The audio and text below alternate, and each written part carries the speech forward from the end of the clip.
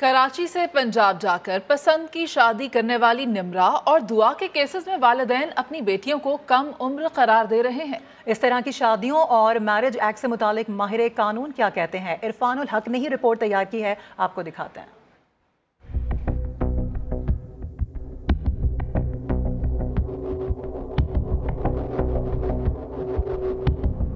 निम्रा काज़मी और दुआ ज़हरा की पसंद की शादी के केसेस जैसे जैसे आगे बढ़ रहे हैं, ये सवालात उठ रहे हैं कि 18 साल से कम उम्र बच्चियों की सिंध से बाहर जाकर शादी की सूरत में निकाह का मुस्तकबिल क्या होगा।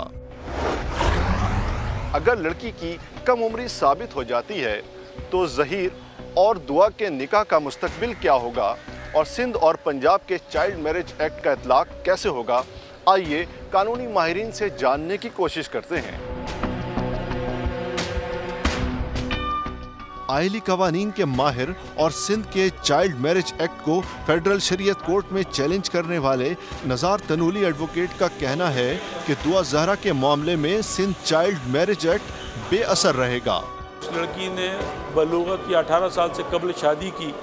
वो शादी अगर उसने जुर्म किया तो उसने सिंध में जुर्म नहीं किया, क्योंकि अगर हम सिंध में जुर्म करते हैं तो सिंध का कानून हम पर लागू होगा, और अगर हम सिंध से बाहर निकलते हैं, क्योंकि ये सिर्फ और सिर्फ स्पेसिफाइड सूबा सिंध के लिए है, सिंध से अगर हम बाहर जाते हैं तो चाइल्ड मैरिज अंडरस्टैंडिंग एक्ट 1929 का है, तो उसके तहत वो जुर्म बनता नहीं। आपका 82 PPC पाकिस्तान पीनल कोड में सेक्शन ये कहता है कि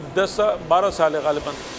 12 साल से कम उम्र जो है उसको बच्चा डिटरमाइन किया गया। तो यहाँ जब आप यहाँ कहते हैं तो जब दोनों कवानीन आपस में इख्तलाफ हो उन दोनों कवानीन का, तो वो कानून जिसमें मुल्ज़िम को फ़ायदा हो रहा हो तो उस कानून को फोकियत दी जाती है। मुमताज़ समाजी कारकुन और कानूनदान जिब्रान नासिर के पास सिंध के चाइल्ड मैरिज एक्ट के अतलाक के हक में ये दलील मौजूद है कि जुर्म का आगाज सिंध से ही हुआ था। बच्ची कहीं और जाके शादी कर रही किसी भी सूबे में, तो पहली बात गौर करने की ये है कि 16 साल से कम उम्र बच्ची को उसके वालिदैन की लीगल गार्डियनशिप से दूर करना सेक्शन 361 ताज़ीरात पाकिस्तान के तहत जो है वो अबडक्शन और किडनैपिंग है। तो कोई घर में घुस के दुआ ज़हरा को लेके गया बाहर, या किसी ने कहा कि तुम बिल्डिंग उतर के नीचे आ जाओ, कोने पे हम इंतज़ार कर रहे हैं, या फलाना जगह पहुंच जाना, तुम्हारा टिकट होगा, हम तुम्हें मिल लेंगे, यानी कि उसे कोई ना कोई इंटाइसमेंट आपने दी हुई है, और अगर वो 16 साल से कम है तो क्राइम वहाँ से शुरू होता है। तो अगर आप इस शादी को अबडक्शन से जोड़ेंगे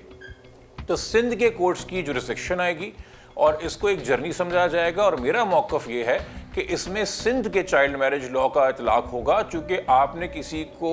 बॉर्डर या सरहद पार कराई सूबे की इसलिए है ताकि आप उससे शादी कर सकें और कानून का इतलाक़ का फ़ायदा उठा सकें।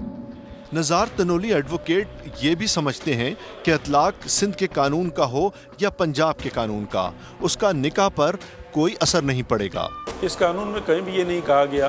कि वो जो निकाह पढ़ाया गया, अगर वो इस कानून में फ़ाल करता है तो वो निकाह ना तो इलीगल डिक्लेयर किया गया ना उसको कैंसिल डिक्लेयर किया गया। ये जो निकाहनामा है वो भी एक टाइटल डॉक्यूमेंट्स है, जब तक उसको फैमिली कोर्ट या फैमिली जज इसको डिक्लेयर नहीं करता कि ये कैंसिल है या ये गलत दिया गया है, जिसको हम जस्टिफिकेशन ऑफ मैरिज का सूट फाइल करके जस्टिफाई करते हैं, उस वक्त तक ये गलत नहीं हो सकता। सिंध चाइल्ड मैरिज एक्ट के पुरजोर हामी भी ये तस्लीम करते हैं कि ये कानून बैरूनी दबाव पर जल्दबाजी में बनवाया गया है, जिसकी वजह से इसमें काफ़ी खामियां रह गई हैं। मेरे ख्याल में चूँकि मुख्तलिफ औक़ात के अंदर कभी अंदरूनी और ज़्यादातर बैरूनी प्रेशर्स की वजह से, डिप्लोमेटिक मसाइल की वजह से हमने कंसेंसस बिल्डिंग किए बग़ैर कवानीन इम्पोज किए हैं। ये बहस सेकेंडरी है कि कानून अच्छे हैं या बुरे हैं। नज़ार तनोली एडवोकेट समझते हैं कि अब दुआ ज़हरा के वालिदैन के पास एक ही रास्ता है कि वो पंजाब में जाकर अदालती कार्रवाई करें, मगर मौजूदा सूरत हाल में इसका इम्कान कम ही है। पंजाब में जाके वो अपनी एक एप्लीकेशन दाखिल करके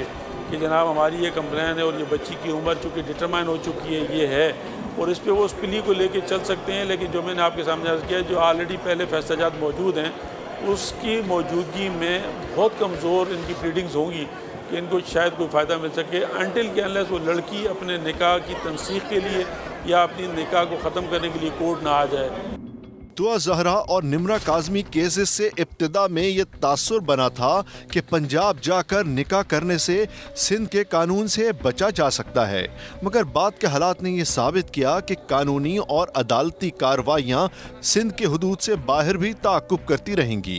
कैमरामैन फैसल आगाई के साथ इरफानुल हक, समा, कराची।